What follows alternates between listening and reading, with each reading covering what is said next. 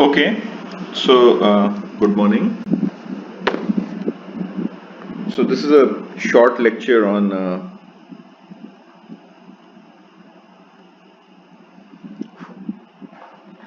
uh, essentially the same quantum mechanical problem of the beam splitter, and we are going to see it from both perspectives. We are going to see it from the sum over paths formalism of probability amplitudes, as well as the the usual way we describe the evolution of a quantum state vector. So this is our Max Zender setup.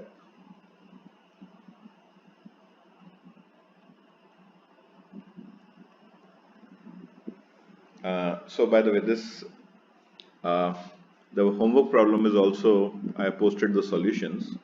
So essentially what's happening is the following. This is your mode 1 where, and this is your state vector when, so I'll call this mode A, I'll call this mode B. This is when the light is entered from the down port, it hits the beam splitter and it takes these two paths. So this is my beam splitter 1, this is my beam splitter 2, and essentially, as we see from the postulates of quantum mechanics, this is evolution that's going to be represented by a unitary matrix. So let me write the beam splitter 1 as a unitary matrix. So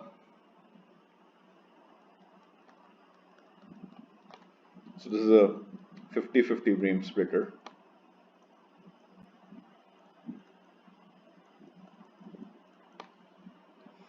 What it essentially does is,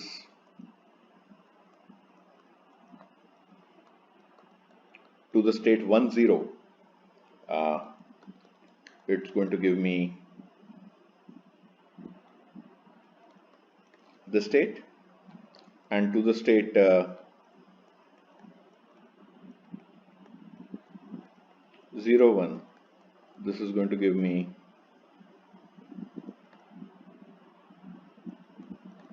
this guy over there. So essentially, when I start with light in this state, through the action of the beam splitter, I get an equal superposition of something going in the upper port, also something going in this way, this direction. So that's the action of the first beam splitter. We'll ignore the action of the mirrors. Essentially, the mirrors are going to put a phase difference, but since it's a balanced Mach-Zehnder interferometer, both these paths, this path and this path, are going to acquire the same phase. That's not going to matter. So just let's consider the beam splitter 2. What does it do? Essentially, the action of the beam splitter 2 is exactly the same. So I'll just call it as beam splitter 2 is beam splitter 1 is this given by this unitary matrix.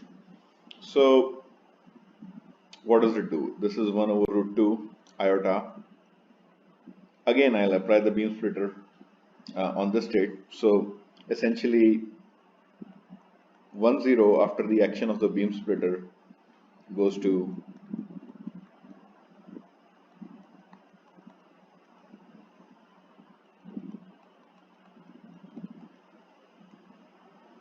this guy. So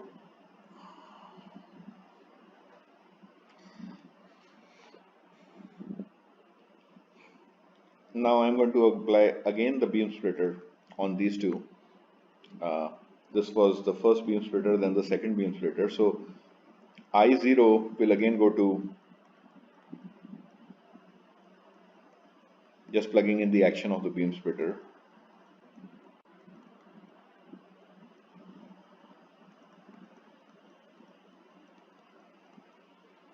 and 0 1 goes to uh,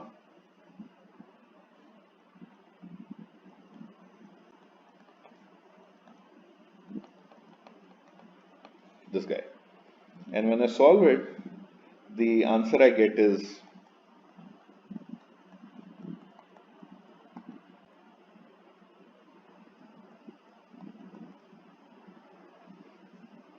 1 by 2. 1 by 2, sorry, it's going to be minus 1 by 2, 0, 1. This is just algebra. You can do it. 0, 1. These two paths cancel out. I essentially get iota 0. That essentially means that after these two beam splitters, all the light I detect is in one of these guys. It's going to be iota 0. And this detector has no amplitude.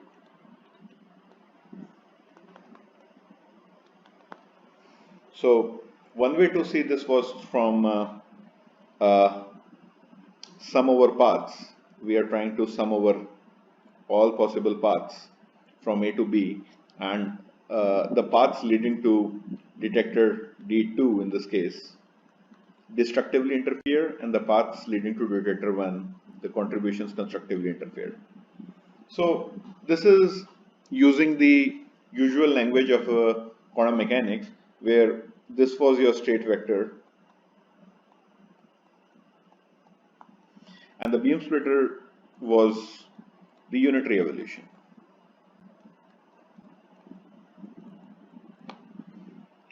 Essentially, the same thing is happening in the picture of sum over paths.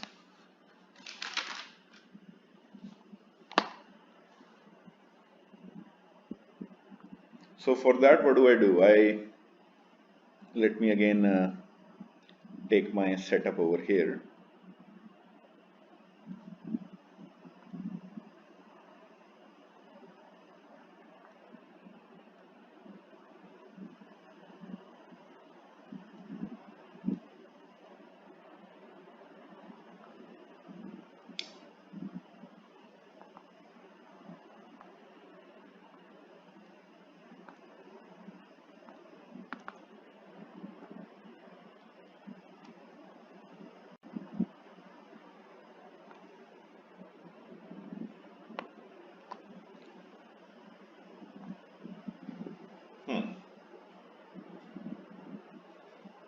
So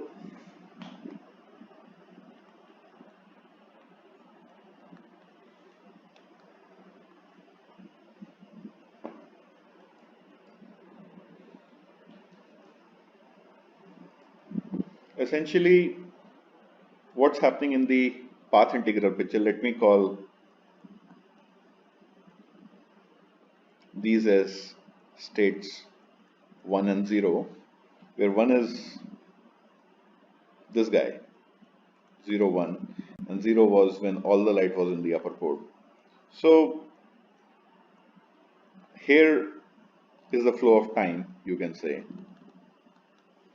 I encounter a unitary operator at some time instant. This is my the beam splitter time, let me call it T1 out here. And these paths bifurcate. So I have this guy and this guy. There's light both in upper port and lower port, and there are going to be coefficients associated with it. What are the coefficients? I have iota over root 2 and 1 over root 2. Okay, very good. So now at this point I encounter my second beam splitter, BS2. So this was BS1, this was BS2, and my paths again split. Path 1, and I also get these contributions over here. So what's really happening is that if you look at it, this was one of my paths. So this picture has all the paths. Let's say this was my path 1, one path, this was second path, then uh, I have this as another path, and this is the fourth path. And if you look at it, I have essentially all paths. So I have one path, I have second path, and I have this third path, and I have this sort of fourth path over here. Now, the way I evaluate it is that I would be just the transition amplitude from point 1 to point 2 will be given by these coefficients. What's the probability when I encounter one beam splitter? What's the probability from going from state 0 to state 1?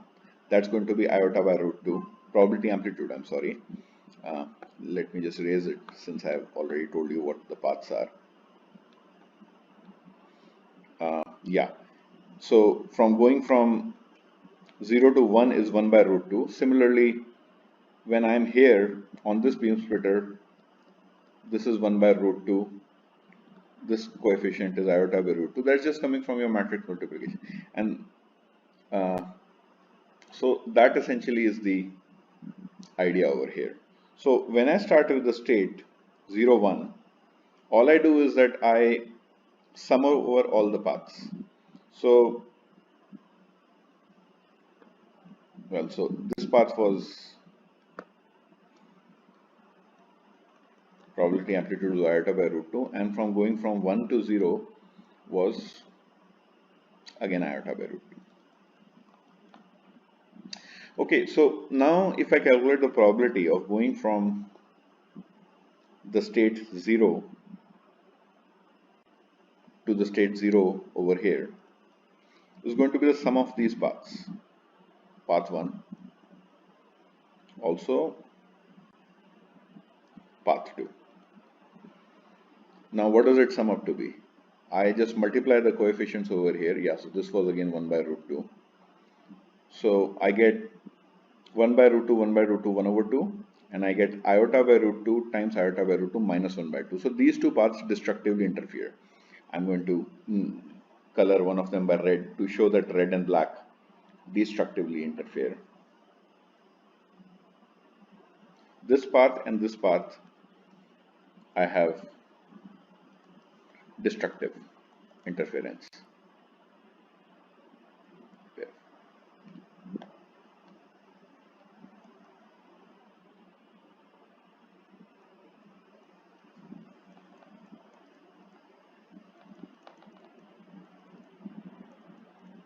Interference. However, from 0 to 1, the two paths I have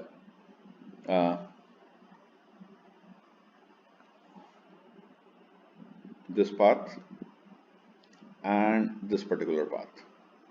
I get both of these amplitudes are going to be iota by 2 1 over root 2 multiplied 1 over root 2 and 1 over root 2 iota root 2. That's going to give me for this is my part number 3, this is my part number 4. So paths 3 and 4 have constructive interference.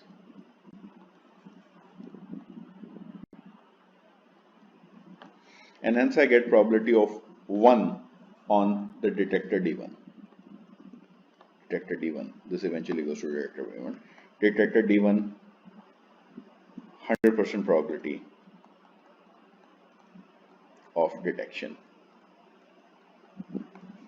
So the message I want to give you is that this matrix mechanics using Schrodinger's equation, unitary evolution, and summing over all the paths with probability amplitudes where I'm going to chop up the part into this, where the probability amplitudes of all the stages multiply, and then individual path probability amplitudes after that multiplications adds up.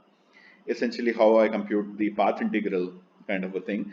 They are exactly the same thing. And in fact, you can see this through some sort of a matrix multiplication. For example, when I multiply two beam splitters. So what's essentially is happening? I have a state 1, it goes through beam splitter 1, it goes to beam splitter 2, and finally I have 0. And I saw this in terms of the constructive and destructive interference of paths. I can just see it through the multiplication of these two beam splitter matrices, which is essentially going to be 1 iota, iota 1, 1 iota, iota 1. So that gives me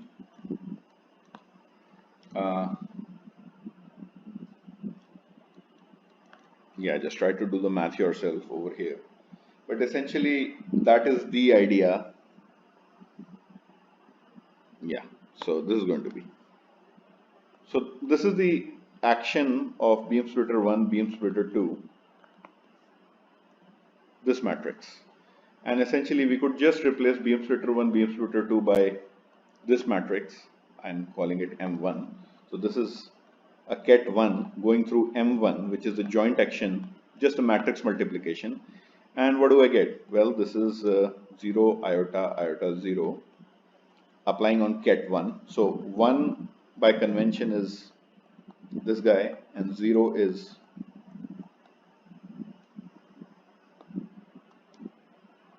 this state. So when I apply it to 1, my final state is going to be just the inverted state with, all the probability in the detector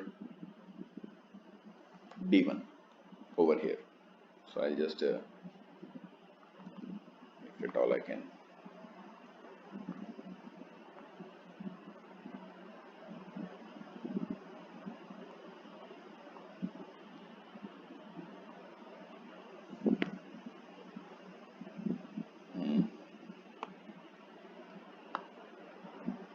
Yeah, let me just update this figure. That's going to be iota 0. So that is essentially happening. Everything goes in this particular guy. Just going to make it a bit neater.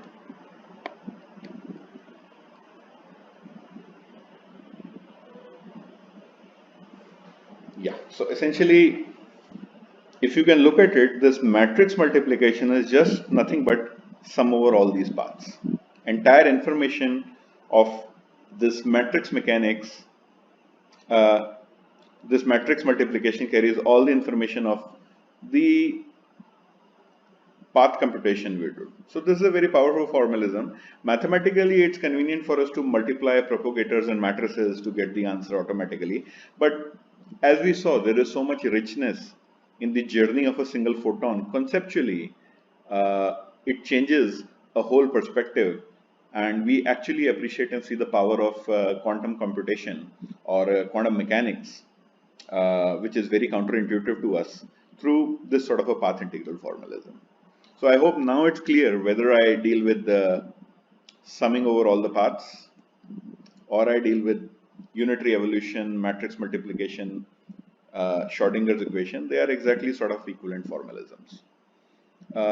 So we'll be studying another such example when we are going to do the search algorithm. But I thought this would be relevant to you guys. Thank you.